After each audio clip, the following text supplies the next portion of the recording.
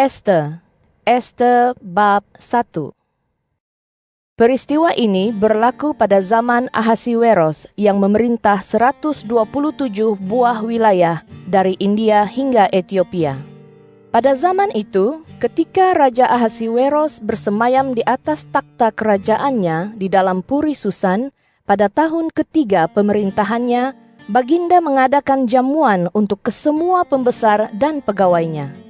Tentera Parsi dan Media, serta kaum bangsawan dan para pembesar wilayah hadir di hadapan Baginda, sementara Baginda mempamerkan kekayaan kerajaannya yang mulia, kemegahan dan keagungannya berhari-hari lamanya, yaitu selama 180 hari.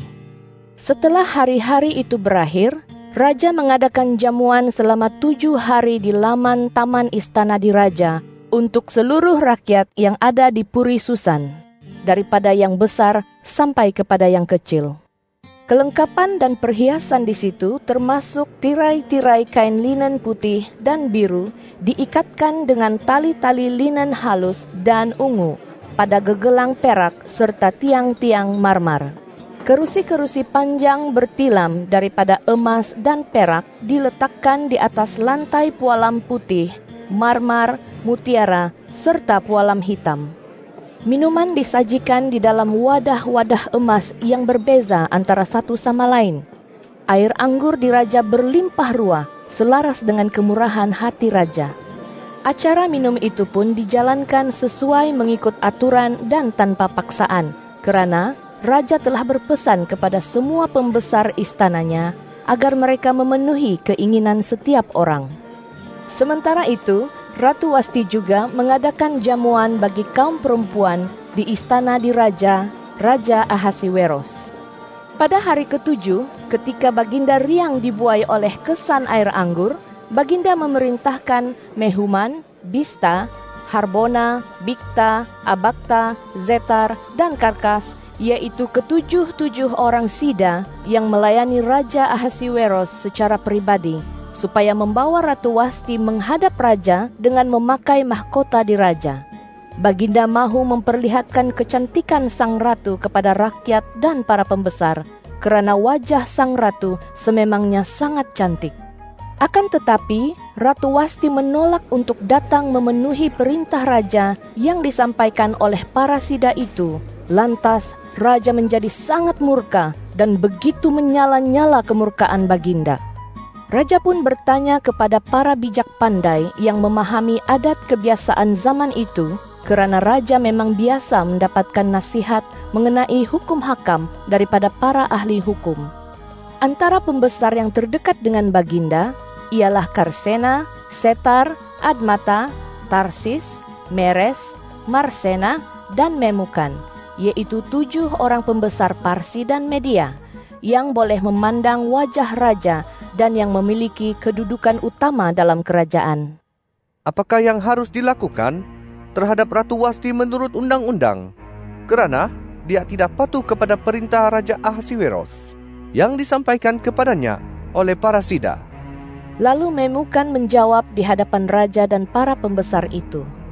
Ratu Wasti bukan hanya bersalah terhadap raja, bahkan kesalahannya terhadap semua pembesar serta segala bangsa yang ada di seluruh wilayah Raja Ahasiweros juga. Hal keingkaran sang ratu akan diketahui oleh semua perempuan, sehingga mereka akan memandang rendah terhadap suami mereka dan berkata, Raja Ahasiweros memerintahkan supaya Ratu Wasti dibawa menghadap Baginda, tetapi dia enggan datang. Maka pada hari ini, istri para pembesar Parsi dan Media yang mendengar kelakuan sang ratu akan berkata seperti itu juga kepada semua pembesar raja, dan akan banyaklah penghinaan dan kemarahan. Sekiranya tuanku perkenankan, hendaklah tuanku mengeluarkan suatu peristiharan di raja dan dicatatkan dalam undang-undang orang Parsi dan Media, dan tidak dapat dimansukan bahawa Wasti tidak boleh datang lagi menghadap Raja Ahasiweros, dan bahawa raja akan mengurniakan kedudukannya sebagai ratu kepada orang lain yang lebih baik daripadanya. hendaklah titah di raja ini diistiharkan dan dicanang di seluruh kerajaan. Betapa besar pun kerajaan itu, sehingga semua istri akan menghormati suami mereka, baik orang atasan maupun orang bawahan. Kewajaran usul itu diterima baik oleh raja serta para pembesar. Lalu bertindaklah raja selaras dengan usul Memukan itu. Baginda mengirimkan surat-surat ke semua wilayah kerajaan, yaitu kepada setiap wilayah menurut tulisannya dan kepada setiap bangsa menurut bahasanya, yang mengumumkan bahwa setiap lelaki harus menjadi ketua rumah tangganya dan menggunakan bahasa bangsanya sendiri. Ester bab 2. Sesudah pelbagai peristiwa itu, setelah surut kemurkaan Raja Ahasiweros, Baginda teringat kepada Wasti dan apa yang telah dilakukannya dan yang telah diputuskan atasnya. Maka berkatalah orang suruhan yang melayani Baginda, biarlah dicari para anak dara yang menarik paras rupa bagi raja. Eloklah raja melantik para petugas di seluruh wilayah kerajaannya untuk mengumpulkan anak dara yang menarik paras rupa mereka di dalam Puri Susan di balai perempuan, di bawah pengawasan Hegai, sida raja yang bertugas menjaga para perempuan. Dan mereka hendaklah diberi segala alat solekan yang dikehendaki mereka. Nanti, biarlah gadis yang terbaik di mata raja menjadi ratu untuk menggantikan Wasti. Usul itu dipandang baik oleh raja dan Baginda pun berbuat demikian. Pada waktu itu, di Puri Susan, ada seorang Yahudi bernama Mordekai, anak Yair, anak Simei, anak Kish, seorang Benyamin yang dibawa ke dalam pembuangan dari Yerusalem berserta kalangan yang dibuang bersama-sama Yekonia, Raja Yehuda, oleh Nebukadnezar, Raja Babel. Mordekai bertindak sebagai penjaga yang membesarkan Hadasa, yaitu Ester, anak perempuan bapa saudaranya, memandangkan anak itu tidak lagi mempunyai ibu atau ayah. Gadis itu menarik, lagi cantik paras rupanya. Setelah kematian ibu dan ayahnya, dia menjadi anak angkat Mordekai. Setelah tersiarnya titah perintah raja itu, ramai gadis yang dikumpulkan di dalam Puri Susan di bawah pengawasan Hegai. Ester juga dibawa masuk ke dalam istana raja dan ditempatkan di bawah pengawasan Hegai yang bertugas menjaga para perempuan. Gadis itu menyenangi Hegai dan memenangi hatinya. Hegai segera menyediakan segala alat persolekan dan peruntukan makanannya. Dia turut memberinya 7 orang dayang pilihan dari istana raja dan memindahkan gadis itu bersama-sama dayang-dayangnya ke tempat yang terbaik di balai perempuan. Ester tidak mendedahkan asal-usulnya atau suku bangsanya, kerana Mordekai melarangnya berbuat demikian. Maka setiap hari Mordekai berjalan-jalan di depan laman balai perempuan untuk mengetahui keadaan Ester dan apa yang akan terjadi kepadanya. Setelah dirawat 12 bulan lamanya, selaras dengan peraturan bagi para perempuan, yaitu tempoh perawatan yang harus dilalui, 6 bulan dengan minyak damar wangi, dan 6 bulan dengan pelbagai salap serta wangi-wangian. Maka setiap gadis mendapat giliran untuk masuk menghadap Raja Ahasiweros. Ketika tiba giliran seorang gadis masuk menghadap raja, beginilah aturannya. Apa-apa sahaja yang dimintanya haruslah diberikan kepadanya untuk dibawa dari balai perempuan ke dalam istana raja. Pada waktu petang dia akan masuk, lalu pada pagi esoknya dia akan kembali ke balai perempuan kedua di bawah pengawasan Saasgas, sida raja yang bertugas menjaga para gundik Baginda.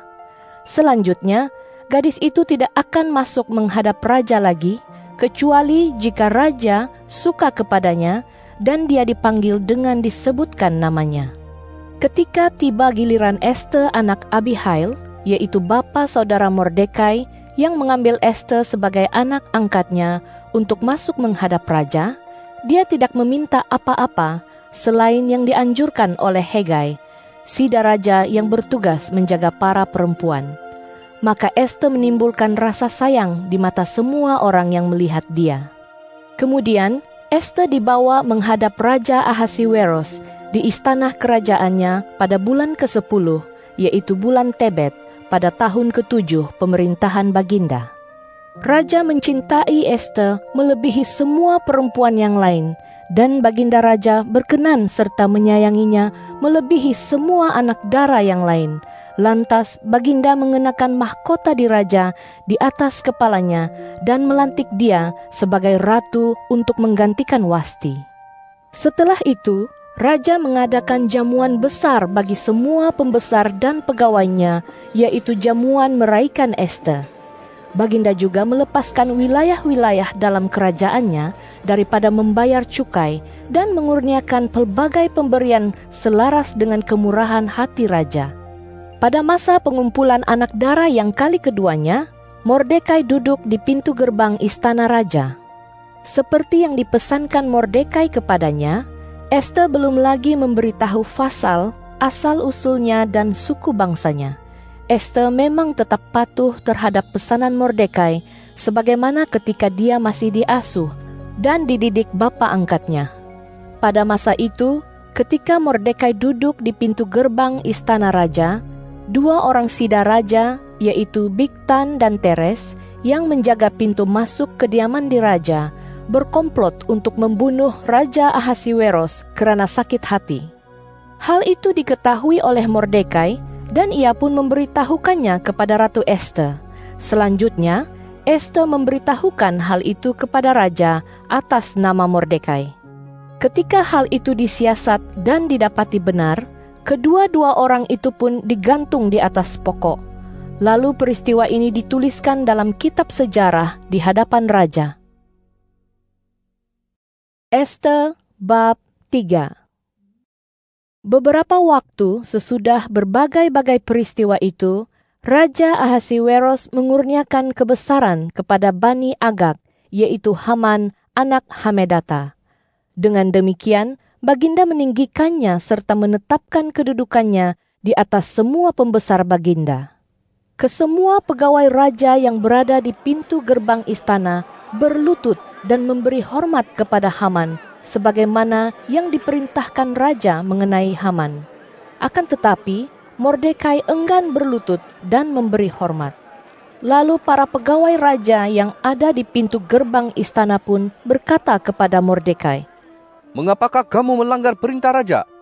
Setelah mereka menegurnya hari demi hari, namun dia tetap tidak mahu mengendahkan perintah itu. Mereka pun menyampaikan hal itu kepada Haman. Mereka ingin melihat apakah Mordekai akan tetap dengan pendiriannya, apatah lagi dia telah memberitahu mereka bahwa dia seorang Yahudi. Begitu meluap-luap amarah Haman apabila dilihatnya betapa Mordekai tidak berlutut dan memberi hormat kepadanya. Akan tetapi, Haman mencemuh dirinya sekiranya Mordekai sahaja yang dibunuh. Oleh itu, setelah Haman diberitahu tentang bangsa Mordekai, dia berikhtiar untuk memusnahkan seluruh orang Yahudi, yaitu bangsa Mordekai yang berada di seluruh kerajaan Ahasiweros. Pada bulan pertama, yaitu bulan Nisan, pada tahun ke-12 zaman Raja Ahasiweros, Haman menyuruh orang membuang pur, yaitu mencabut undi di hadapannya untuk menentukan hari dan bulan. Undi itu terjatuh pada bulan ke-12, yaitu bulan Adar. Maka berkatalah Haman kepada Raja Ahasiweros, "Ada bangsa tertentu yang terpencar dan tersebar antara pelbagai suku kaum dalam seluruh wilayah kerajaan tuanku. Mereka patuh kepada undang-undang yang berbeza daripada perundangan segala bangsa, dan mereka tidak mematuhi hukum raja. Maka tidaklah patut raja membiarkan mereka berbuat sedemikian. Dengan perkenan tuanku, biarlah dikeluarkan surat perintah untuk membinasakan mereka. Hamba akan membayar 10.000 talenta perak untuk dimasukkan ke dalam perbendaharaan raja, untuk dibayar kepada para pegawai yang menjalankan tugas yang berkenaan." Maka raja mencabut cincin materai daripada tangannya, Lalu dikurniakannya kepada Haman, anak Hamedata, Bani Agag, yang bermusuhan dengan orang Yahudi itu. Titah raja kepada Haman, "Perak itu kuberikan kepadamu, maka kamu lakukanlah atas bangsa itu menurut cara yang kau pandang baik." Maka para juru tulis di raja dipanggil pada hari ke-13 pada bulan pertama. Sesuai seperti segala yang diperintahkan Haman, mereka pun menulis surat kepada wakil raja, kepada pembesar yang mengetuai setiap wilayah, dan kepada bangsawan setiap bangsa, setiap wilayah menurut tulisannya, dan setiap bangsa menurut bahasanya. Surat itu ditulis atas nama Raja Ahasiweros dan dimaterai dengan cincin materai raja. Surat-surat itu dikirimkan ke seluruh wilayah kerajaan melalui para utusan pantas. Isinya ialah perintah untuk memusnahkan, membunuh, dan menghapuskan semua orang Yahudi sama sekali, daripada yang muda sampai yang tua, termasuk kanak-kanak dan kaum wanita, dalam satu hari, yaitu pada hari ke-13 pada bulan ke-12, bulan Adar, dan untuk merampas harta benda mereka. Salinan surat perintah itu dijadikan undang-undang di setiap wilayah dan diumumkan kepada segala bangsa supaya mereka bersiap-siap menjelang hari itu. Lalu bersegeralah para utusan pantas pergi demi melaksanakan perintah raja. Titah itu dikeluarkan di Puri Susan. Maka sementara raja dan Haman duduk minum-minum, gemparlah seluruh kota Susan. Esta bab 4. Apabila Mordekai mengetahui segala yang berlaku itu, dia mengoyakkan pakaiannya, lalu memakai pakaian perkabungan dan abu. Keluarlah dia ke tengah-tengah kota sambil berteriak-teriak dengan nyaring dan pedih. Namun begitu, dia sekadar sampai ke hadapan pintu gerbang istana raja, karena tiada sesiapa yang boleh memasuki pintu gerbang istana raja dengan memakai pakaian perkabungan. Begitu jugalah keadaan di setiap wilayah. Di mana-mana sahaja perintah dan undang-undang raja itu dihebahkan, maka orang Yahudi berkabung serta berpuasa dan meratap tangis. Ramai orang yang menghamparkan kain kabung dengan abu sebagai alas tidur. Ketika para dayang dan sida Esta datang memaklumkan hal itu kepadanya, sang ratu teramat susah hati. Lalu dikirimkannya pakaian kepada Mordekai, supaya dia menggantikan pakaian perkabungan di tubuhnya.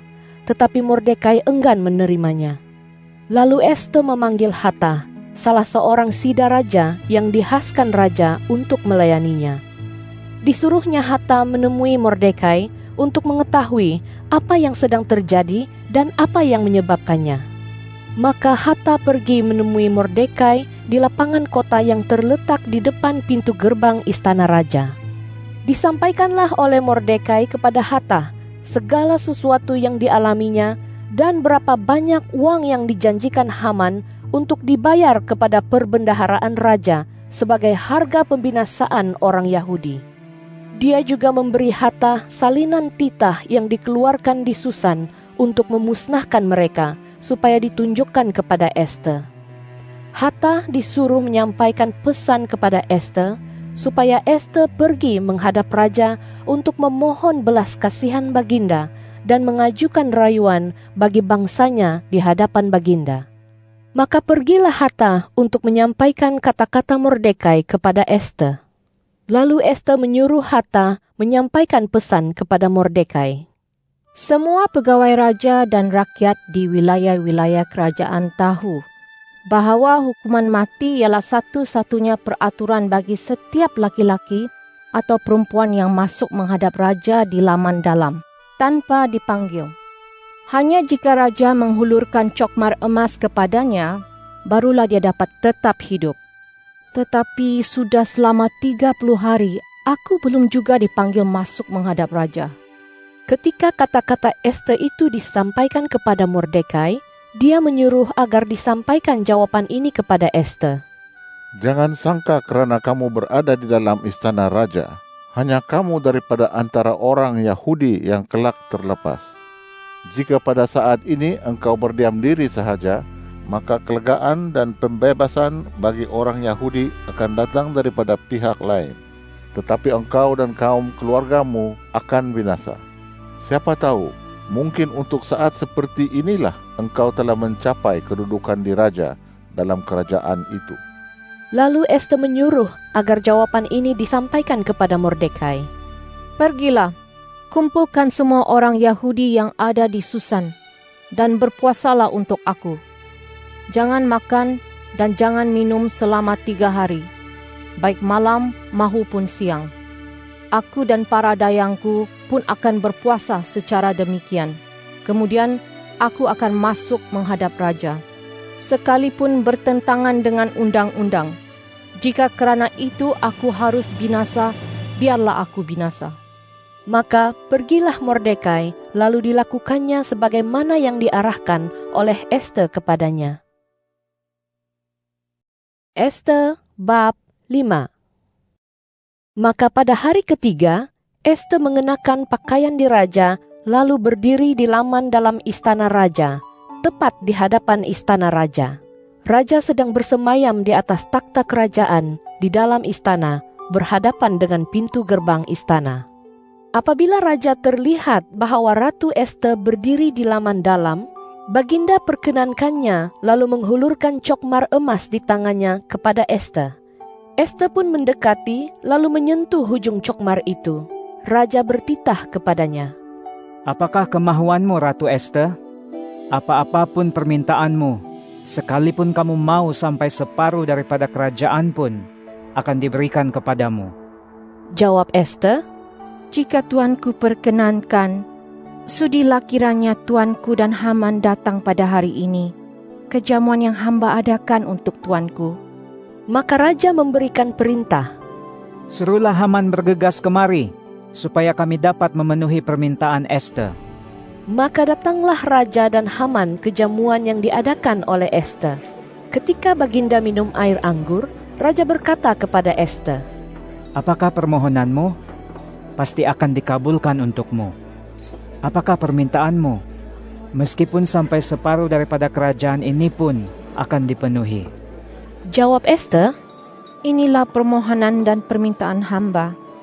Jika tuanku bermurah hati kepada hamba dan jika baik menurut tuanku untuk meluluskan permohonan hamba dan memenuhi permintaan hamba itu, sudilah kiranya tuanku datang lagi berserta Haman pada hari esok ke jamuan yang akan hamba adakan untuk tuanku dan Haman. Esok hamba akan menjawab pertanyaan tuanku. Pada hari itu, Haman keluar dengan gembira dan riang hati. Akan tetapi, apabila Haman melihat Mordekai yang ada di pintu gerbang istana raja tidak bangkit berdiri dan tidak bergerak untuk memberi hormat kepadanya, meluap-luaplah amarahnya terhadap Mordekai. Namun begitu, Haman menahan dirinya lalu pulang ke rumah. Maka dia mengundang para sahabatnya untuk datang menyertainya serta Zeres istrinya. Berceritalah Haman kepada mereka tentang kemuliaan dan kekayaannya, serta pasal berapa ramai anak lelakinya, tentang segala kebesaran yang dikurniakan Baginda Raja kepadanya, dan tentang kedudukannya yang ditinggikan melebihi para pembesar serta pegawai raja yang lain.